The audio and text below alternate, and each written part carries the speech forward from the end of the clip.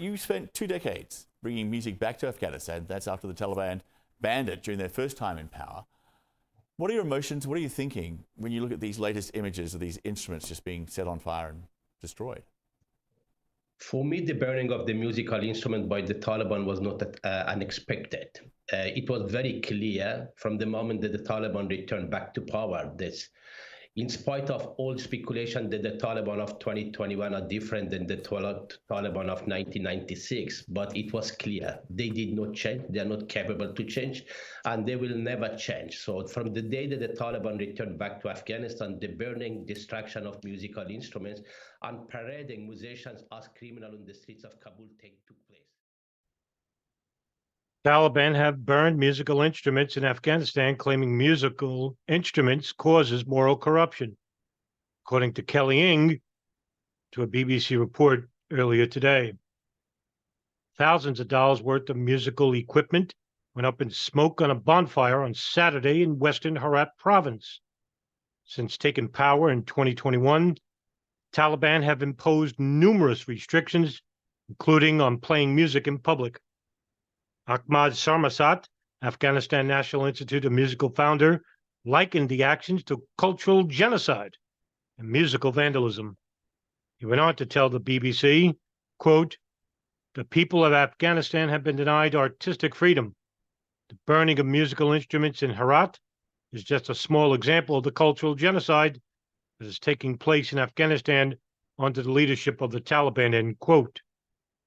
Some of the items set ablaze in Herat included a guitar, a harmonium, and a tabla, a kind of drum, as well as amplifiers and speakers, according to images online. Many of these have been seized from wedding venues in the city. An official at the Taliban's Vice and Virtue Ministry said playing music would cause the youth to go astray. A similar bonfire of instruments was organized by the Taliban on July 19th. Its government posted photos of the blaze on Twitter at the time, but did not say what part of the country it had taken place in. All forms of music were banned from social gatherings, TV, and radio, while the Taliban were in power in Afghanistan from the mid-90s until 2001. The music scene flourished in the 2 decades that followed, but the Taliban's return in August of 2021 prompted many musicians to flee the country. Singers and musicians still in the country are reported to have been subjected to beatings and discrimination. In the past 2 years, the Taliban have imposed other severe restrictions under their strict interpretation of Islamic law, such as women bearing the brunt of these harsh measures, in which the Taliban have decreed that they should be dressed in a way that only reveals their eyes and must be accompanied by a male relative if they are traveling more than 45 miles. Teenage girls and women have been barred from entering school and university classrooms, gyms, and even parks.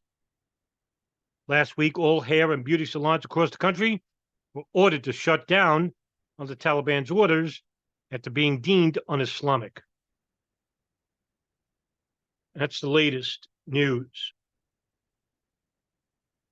And Dr. John Bailey, who wrote in April 24th of 2001, The Censorship of Music in Afghanistan,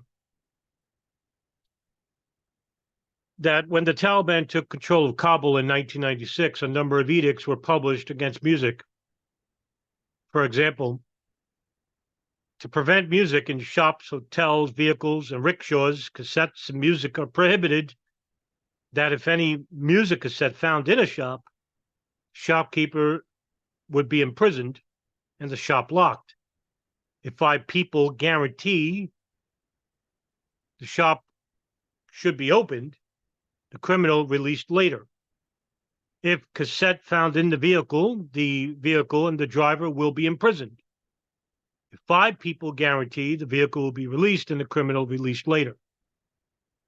To prevent music and dances in such as things as wedding parties, in the case of violation, the head of the family will be arrested and punished. To prevent the playing of music, drums, the prohibition of this should be announced. And if anybody does this, then the religious elders can decide about it. And all musical instruments in 1996 were banned, and when discovered by agents of the Office for the Propagation of Virtue and the Preservation of Vice, are destroyed, sometimes being burnt in public, along with confiscated audio and video cassettes, TVs, VCRs, in which the Taliban has banned all types of music, movies, VCRs, TVs, anything relating to what they deemed as un-Islamic. And to Dr. John Bailey, the only forms of musical expression permitted during that time were the singing of certain kinds of religious poetry and so-called Taliban chants, which are panegyrics to Taliban principles and commemorations of those who died on the field of battle. Now, many people will say, especially in the Islamic community, that there's nothing in the Quran that specifically states that music is haram. Haram meaning prohibited, forbidden. There's a finely wide difference of opinion, however, over what acceptance can be made to the prohibition of music, and examples of what is allowed, including vocals but not instruments. But like the Taliban in '96, vocals only if the audience is of the same gender and if it's akin to a battle that the Taliban had taken place. As Dr. John Bailey asserted, chants, musical chants of war. This shows the insecurity of the men in the Taliban, that instead of their own infidelities and their own proclivities, they would blame the females because the females hold no power. This is not about sex. This is not about sexual desires or perversions. This is about power, much like in the same way rape is about power. In that you have a group of men who wield a tremendous influence over a large country in which women are subjugated to self-degradation, and debasement, whether it be spiritually or physically. Sometimes it's a combination of both. Now, going back to music, some Muslims actually believe musical instruments are prohibited and only vocals are allowed, but the performer must be the same gender as the audience. There are some Muslims who believe drums are permissible, but not other instruments. Dr. Zakir Naik, who's an Indian Islamic televangelist, in the same way that John Hagee is a televangelist here in the United States, neither whose opinion really matters much in the specific faiths globally.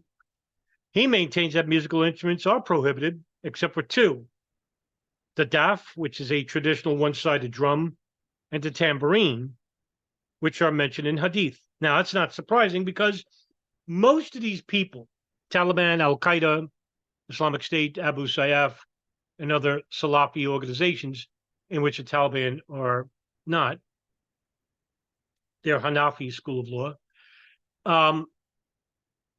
they're not actually going by Quran. They're going by Hadiths, even Tamiya and his interpretations. This is where Wahhabism originates. Wahhabism, which is a heretical sect of Sunni Islam that is not seen as legitimate in the eyes of the Muslim world, not even within the Sunni school of jurisprudence.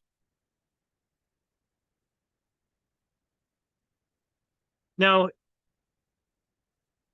Imam al-Ghazali, who was a Persian-speaking Muslim polymath, reported that several hadiths had come to the conclusion that music in and of itself was permitted, saying that these hadiths are reported by al-Bukhari and singing and playing are not haram.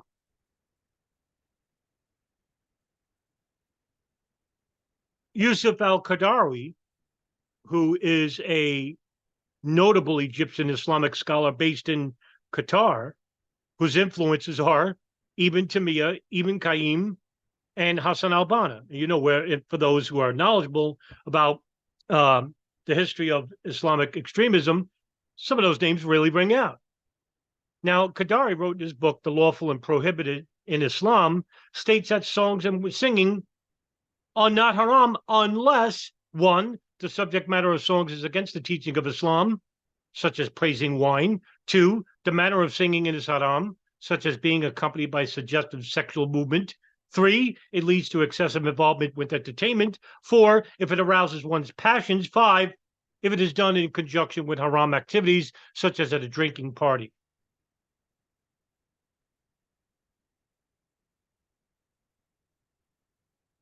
And we can make this argument because it now becomes a matter of really tedious interpretation, which is never ending.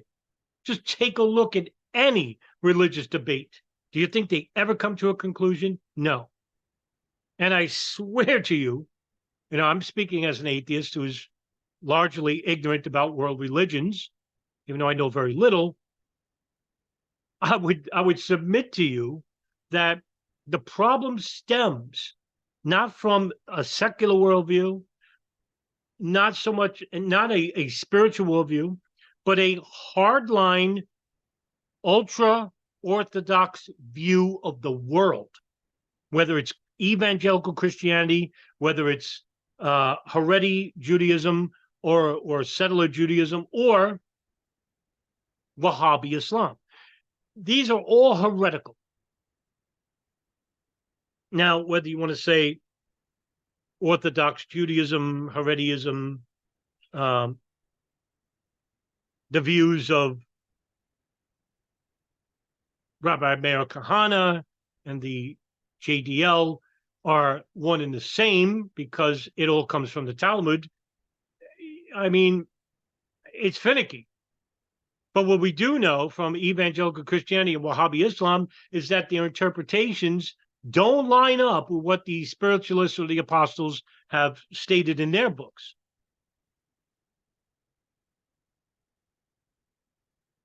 And usually a lot of these people don't read. They're illiterate, and they're getting their interpretations from their specific elders and religious edicts, which are being told by people who have an infallible worldview. A fallible worldview. No one's infallible. And the prohibition of music is largely by three schools of Islam: the Salafi, the Wahhabi, and the Deobandi. Nobody else. Yes, you get the Shia extremists in Iran that banned music under Ruhollah Khomeini in the early 80s. But the Salafi, Wahhabi, and Deobandi denominations are far more prevalent when it comes to the banning of music.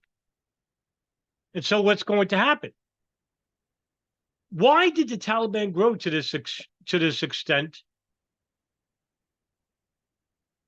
and have ultimate power of a country again? Well, I mean, I'm not going to bore you again with the diatribes. Everybody listening to this knows what happened.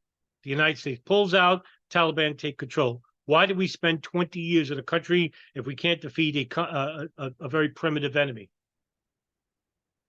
And if we look back at the Afghanistan Papers, which was basically in 2019, the Washington Post, through the Freedom of Information Act requests, released a set of interviews relating to the war in Afghanistan undertaken by the U.S. military. In many of these interviews, which were conducted through the lessons learned program, an official estimate of 40% of the U.S. aid in Afghanistan since 2001 ended up in the pockets of corrupt officials, warlords, criminals, and insurgents. People like Abdul Rashid Dotson, for example.